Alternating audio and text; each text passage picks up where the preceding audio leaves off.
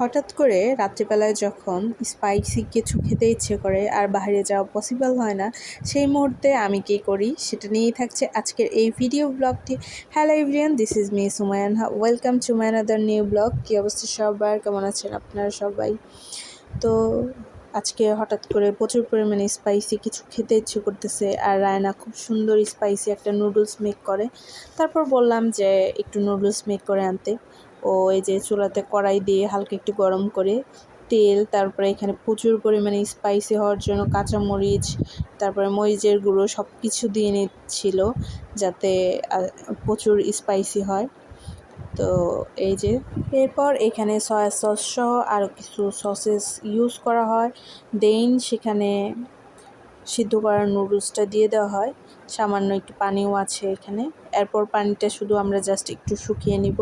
আসলে এই নুডলসটা খেতে এত মজা হয়, এখানে আসলে ডিম বা কিছুই দেওয়া হয়নি, বাট খুবই মজা লাগে। এরপর এই যে এখানে নুডলসের মশলা, হালকা একটু লবণ সব কিছুই দিয়ে নেওয়া হচ্ছে। দেন এই যে পানিটা জাস্ট একটু শুকিয়ে নেওয়া। ট্রাস্ট মি, আপনারা যদি কেউ স্পাইসি নুডলস খেতে চান, সবাই একবার করে ট্রাই করে দেখতে পারেন।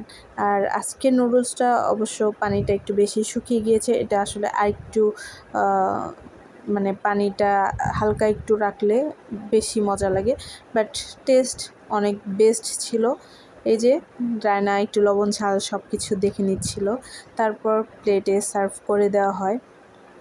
দেন এই যে দেখতে পাচ্ছেন প্লেটে সার্ভ করে নেওয়া হচ্ছে, সব কিছু ঠিকঠাক ছিল। লুকটা ভীষণ ইয়াম্মি একটা লুক এসেছে।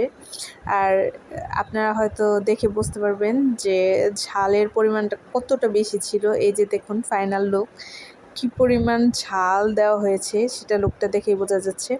এরপর এই যে সবার রিয়াকশন দেখবেন এখন। ফার্স্ট আমি ট্রাই করতেছিলাম, এখানে মুখে দেওয়ার সাথে সাথেই একটা ঝালের যে ব্লাস্টিং সেটা আসলে বুঝতেছিলাম। আর ইদানিং কেন জানি প্রচুর পরিমাণে স্পাইসি খেতে ভালো লাগে, যে চোখ দিয়ে পানি পড়বে আর ঠোঁট ঝালে পুড়ে যাবে, বাট মজা লাগবে।